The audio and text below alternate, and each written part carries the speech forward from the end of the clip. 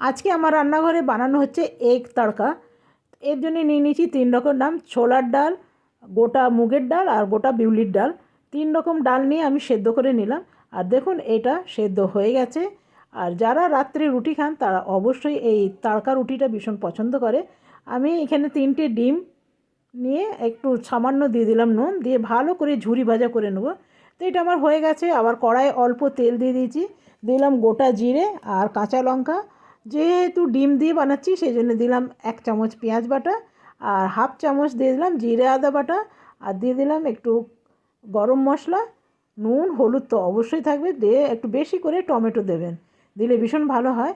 এখানে সেদ্ধ করা ডাল দিয়ে দিলাম আর ভাজা ডিম দিয়ে দিলাম। দিলাম বেশি করে ধনেপাতা, এটা ভীষণ ভালো লাগে। আর আমি বানিয়ে নেবো এইখানে পরোটা। তো দেখুন আমার পরোটাও বানানো হয়ে গেছে। আর আজকের রেসিপি কেমন লাগলো অবশ্যই জানাবেন।